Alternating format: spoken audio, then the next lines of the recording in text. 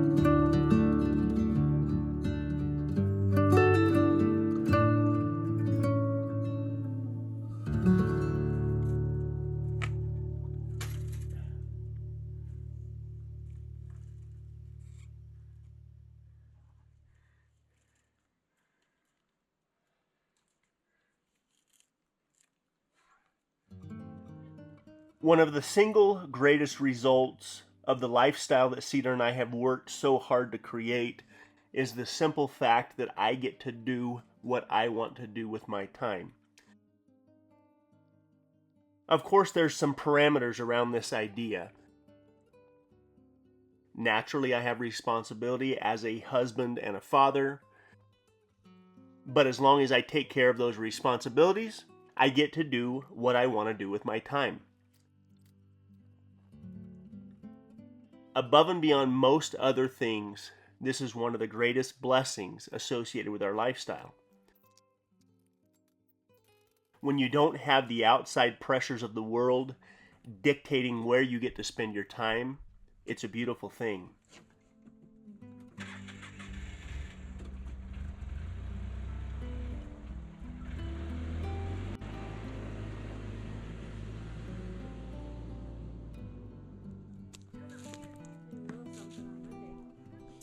There's no weather Monday, is there? Snow. That's like Tuesday. Monday, Tuesday, Thursday, Friday, snow. When I was about Reed's age, my parents used to have to put me in the front seat of our old van anytime we went on any lengthy trips.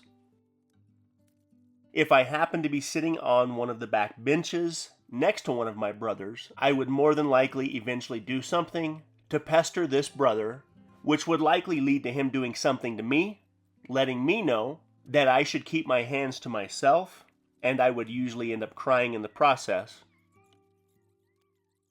For this reason, it was easier just to put me in the front seat.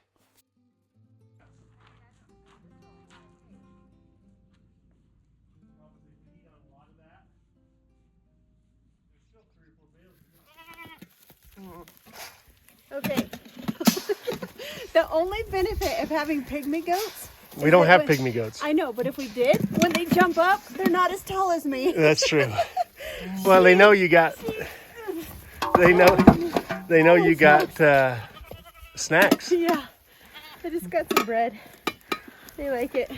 Here, Ellie. Here. They're gonna rob it from me. See, she can. She's not as tall as me when she jumps. Stands up. She can look you in the eyes. Ellie's She's big. got to be at least 4.5 feet tall. You didn't get my short joke there, did you? A little delayed. You have to remind me that I'm short. You're not that short. There's a funny joke about short people. What's that? Something like.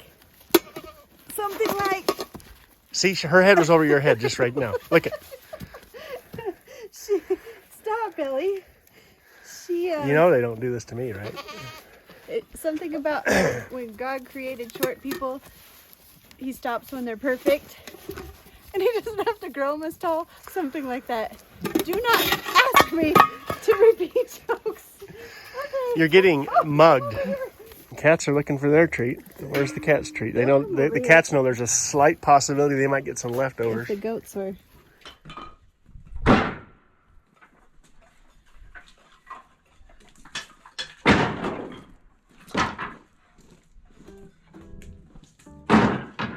I had a tremendous amount of energy as a kid, and it was super important that I learned to direct that energy in a positive way. I'm very close with all of my siblings, but I have a special bond with my brothers.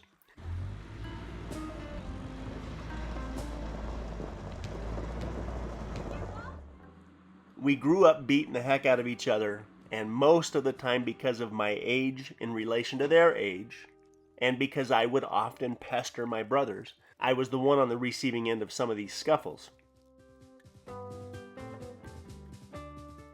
So this beautiful thing happened in my youth. I learned the consequences of saying mean, hurtful, unkind things, and I also learned to take a beating when I earned it. And maybe because I do have 4 older siblings, I don't like being told what to do.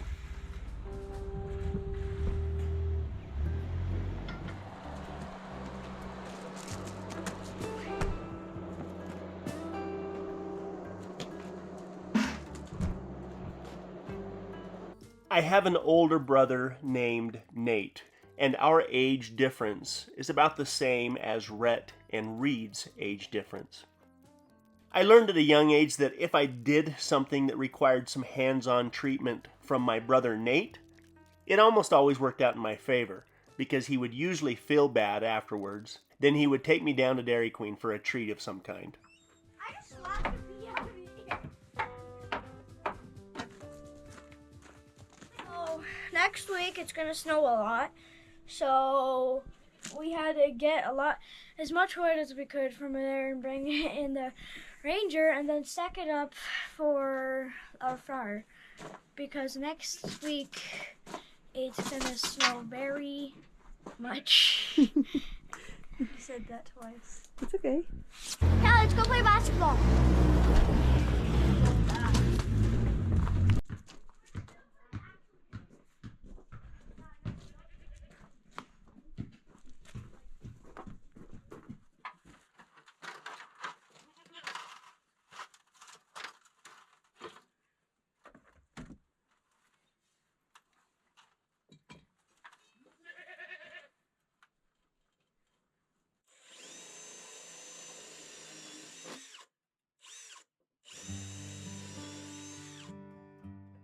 We grew up in a very physical home, and in spite of my parents' efforts to keep this to a minimum, it was just who we are. But I learned the consequences of my actions at a very young age.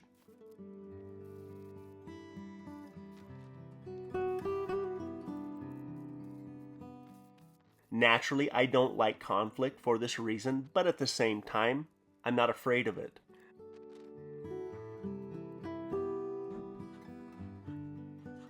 If I recall correctly, the very first Sunday dinner that I was invited to with Cedar's family, I'm pretty sure I had a black eye from my little brother.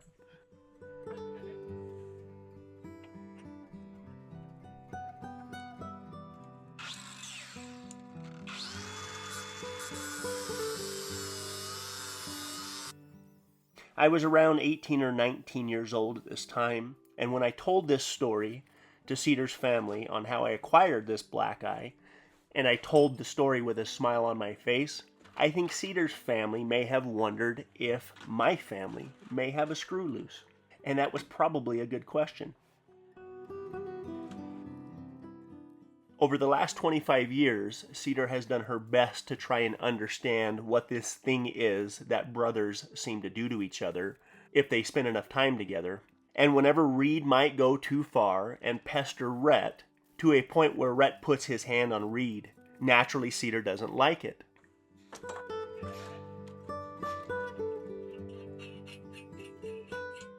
But there's a part of me as these boys' father that might let these things go just a little bit further than Cedar would in an attempt to do the same thing that happened to me and teach Reed the consequences of his actions.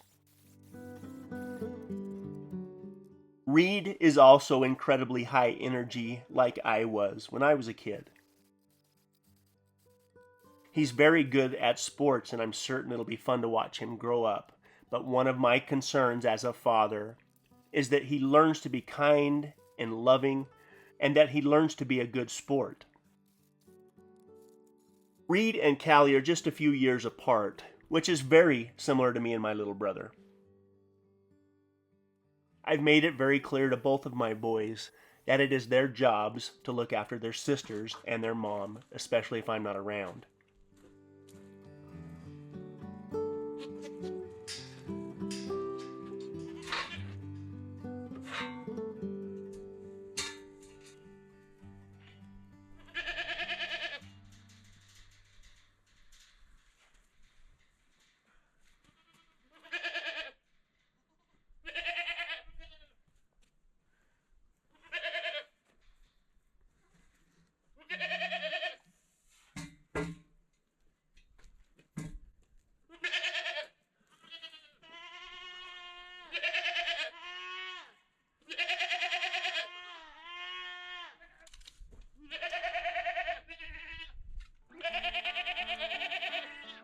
A day or two after receiving that black eye from my little brother, Cedar and I went down to the local convenience store, which was the hangout for all of the young kids at that time.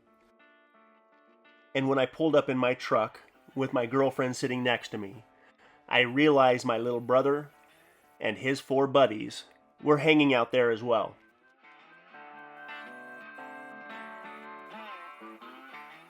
I don't believe my little brother and I had talked since we'd gotten in that fight.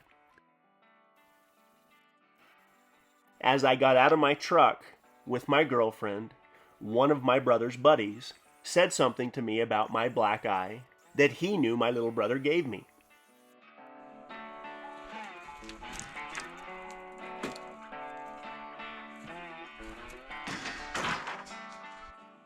About the time that I realized I may have to give my little brother's friend a black eye, my little brother intervened. He walked over to his friend and made it very clear to him that this thing that was going on was between brothers, and he had no place in it.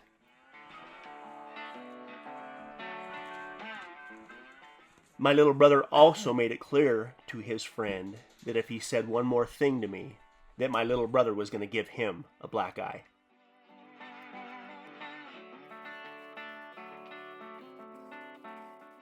At one time, there were 5 boys in one bedroom in the house that we grew up in.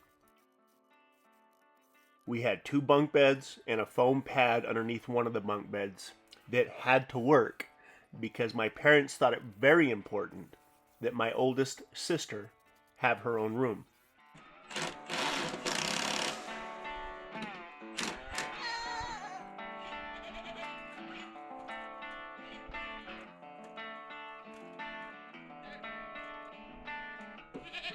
So we really had no choice but to learn to love each other and to learn to work things out no matter what. So growing up this way taught me so many valuable lessons, and most of these lessons revolve around how important family is. Friends may come and go, but family will always be there. Now, I don't say this condoning violence. Violence is not always the answer. But from an older brother to a little brother that doesn't know when to quit, sometimes it's necessary.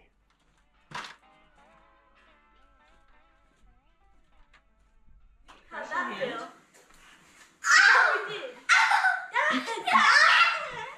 Ever since our kids were little, we've had a tradition that we would give them a gift. Usually it was on Christmas Eve, but as they got a little bit older, I decided to give them the gift the first part of December, so they had all month to enjoy this gift. So this is our little tradition of unwrapping their gift, and then we decorate the tree.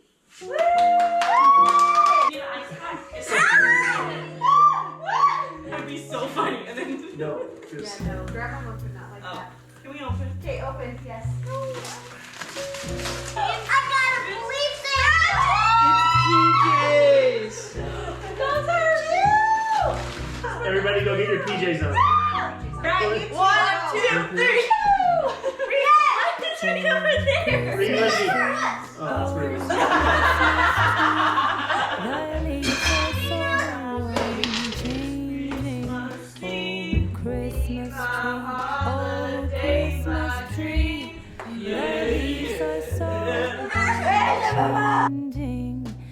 Not only green when summer's here, but also when it's cold and drear. Oh, Christmas tree, thy leaves are so unchanging. Oh, Christmas tree, such pleasure do you bring me. Oh, Christmas tree, such pleasure do you bring me. For every year this Christmas tree brings to us such joy and glee. Oh, Christmas tree, such pleasure do you bring me. We started off with 2 female kitties, and then now we've ended up with 4 female kitties. Oreo, our black and white cat, we finally got her fixed after she had her first set of kitties. And then this summer, Jojo and Willow ended up having kitties. There was 7 of them total. One had 3 kitties, one had 4 kitties. And we live in the middle of nowhere. I have no idea where the male cat is finding them, but I guess when you're looking for love, you'll find it, whatever. Anyway, so we decided to get Jojo and Willow fixed now, so I don't have to worry about that. I get way too attached to little kitties. They're so cute when they're babies, but then they grow up. And so out of this last batch that they just had, the 7 kitties, we still have 1 female left. She's probably like 3 months old. So I'm gonna have to bring her back in to get her fixed next. But when I called to have Willow and Jojo done, they were like 2 months out before they could even get our cats in. So anyways, I'm glad to get that taken care of, and I'm glad that they're gonna be home with us and that they survived their surgeries okay. Hello.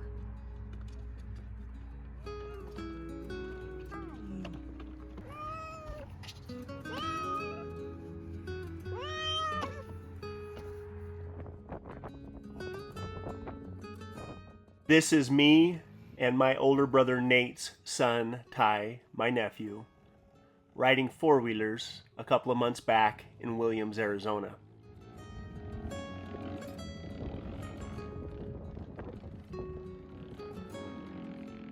On our next upcoming video, you will see the roof go on the new goat barn / chicken coop, and we here at Red Poppy Ranch hope you and your family are doing well this holiday season.